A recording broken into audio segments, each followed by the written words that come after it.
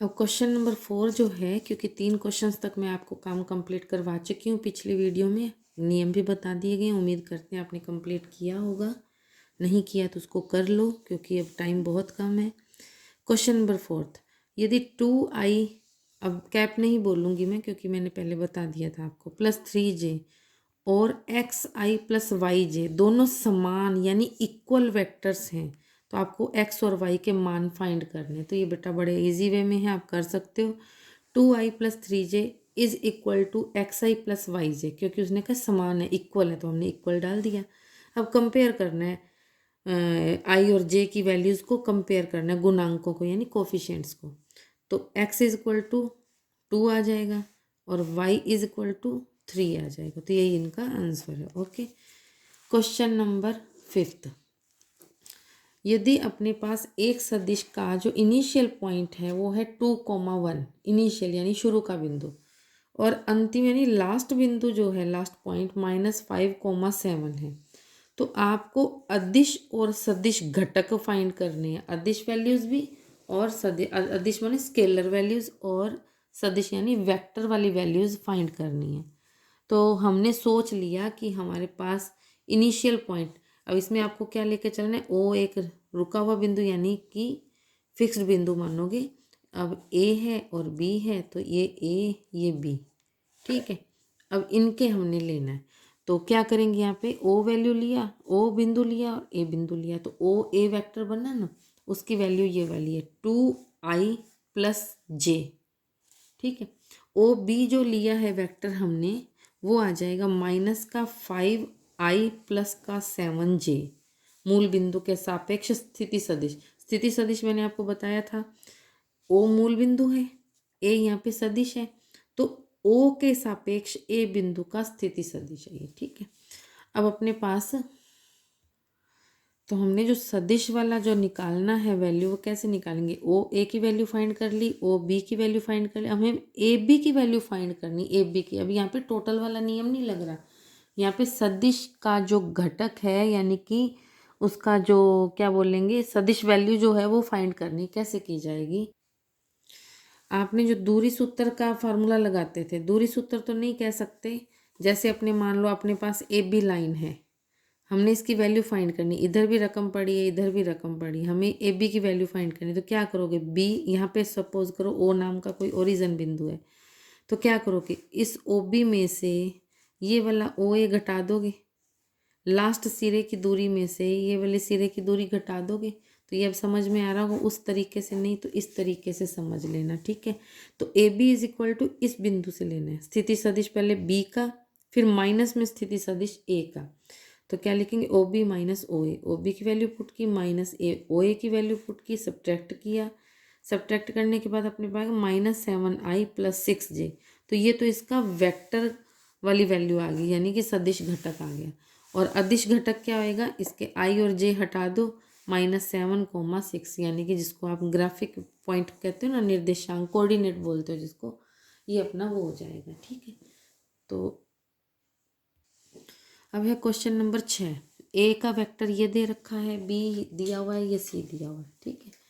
अब हमें ए plus B plus सी find करना है, तो सिंपल से क्वेश्चन वाला है, जैसे आपने छोटे होते अलजेब्रिक में एक्स वाई जेड की वैल्यूज़ फाइंड की थी ना, जोड़ करने में यानी योग, प्लस करना, माइनस करना, ये सारा होएगा, ठीक है।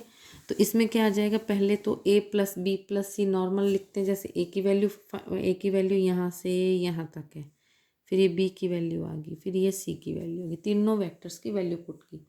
अब वही मैंने अलग अलग चिन्ह लगा करके इनको समझाने की कोशिश की है। आई वाली वैल्यूज़ जो हैं उनको देखा पहले, तो आई प्लस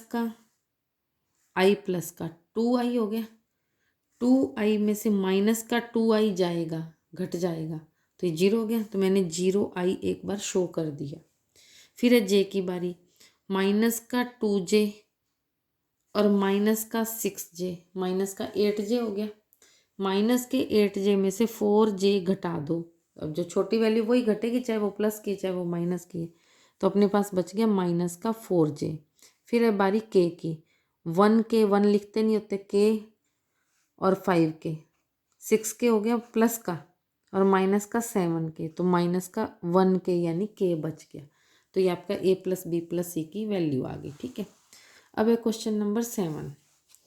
तो यदि अपने पास a vector is equal to क्या है, i plus J plus 2k, इसके अनुदिश एक मात्रक सदिश फाइंड करना है, यानी यूनिट वेक्टर, जिसको आपने कैप वाला वेक्टर जो फाइंड करना है। तो सी दिया तो सी कैप ही फाइंड करेंगे, है ना। तो C cap is equal to vector of C upon modulus of vector C. तो ये कर सकते हो, I plus J plus 2k upon root of तीनों के कोफिशिएंट का स्क्वायर करके टोटल करना है। 1 का स्क्वायर प्लस 1 का स्क्वायर प्लस 2 का स्क्वायर। तो क्या बन गया, ऊपर आई plus J plus 2k upon में रूट ऑफ 6 किसके बराबर, सी कैप। तो यही वैल्यू फाइंड अपने को करनी थी, C cap is equal to ये वाली वैल्यू आ जाएगी अपने पास। ठीक है, अब है क्वेश्चन नंबर 8। वो क्या कह रहा है, अपने पास पी क्यू के अनुदिश एक मात्रक सदिश फाइंड करना है। पी और क्यू की वैल्यू दे रखी है, पी की वैल्यू ये है, ये स्केलर में दिया, अपने को इसको वेक्टर में पहले बदलना होगा। क्वेश्चन आपको बुक में से भी आप देख सकते हो। ठीक है, तो क्वेश्चन अपने पास ये है, पी क्यू की वैल्यू स्केलर में दी है, पहले इसको वेक्टर में फाइंड करेंगे, फिर अपने को पी क्यू के अनुदिश यानी कि उसकी दिशा में एक मात्रक सदिश यानी कि यूनिट वेक्टर फाइंड करना है। तो पहले हम ओ को अपने लिए एक लेट कर लेंगे, एक मूल बिंदु यानी ओरिजिन बिंदु, उसके सापेक्ष यानी कि उसके अकॉर्डिंग हमने एक स्थिति सदिश फाइंड करना है, जिसको ओ पी का नाम देंगे, पहले पी बिंदु का फिर ओ क्यू बिंदु का। O P is equal to क्या आ जाएगा, इसको स्केलर से लेकर के वेक्टर में आए, तो I plus 2j, I plus 2j plus 3k as it O Q बराबर 4i plus 5j plus 6k। ठीक है, अब हमें पी क्यू फाइंड करना है। तो पी क्यू मैंने अभी आपको पहले क्वेश्चन एक करवाया था, ओ क्यू यानी लास्ट वाला सिरा, यानी कि ये है आपके पास ओ बिंदु, ये पी बिंदु, ये क्यू बिंदु। तो ओ क्यू में से ओ पी घटाओगे तो पी क्यू आ जाएगा। तो P Q is equal to O Q minus O P, value put की, सब्ट्रैक्ट किया, सब्ट्रैक्ट करने के बाद अपने पास बच गया 3i plus 3j plus 3k। अब पी क्यू कैप, क्योंकि पी क्यू का स्थिति सदिश फाइंड करना है, तो P Q cap is equal to P Q vector upon में पी क्यू विद मॉडुलस। तो क्या आ गया, 3i plus 3j plus 3k upon में root of 3 square plus 3 square plus 3 square. तो ये कितना हो जाएगा, 999। तो 27 में से वही 3 बाहर रखा, 3 रूट में रह जाएगा, ये 3 कॉमन आके इससे कट जाएगा। तो अपनी वैल्यू क्या आ जाएगी, आई प्लस जे प्लस के अपॉन रूट ऑफ 3, किसकी वैल्यू, पी क्यू कैप यानी कि unit vector of P Q का। ठीक है,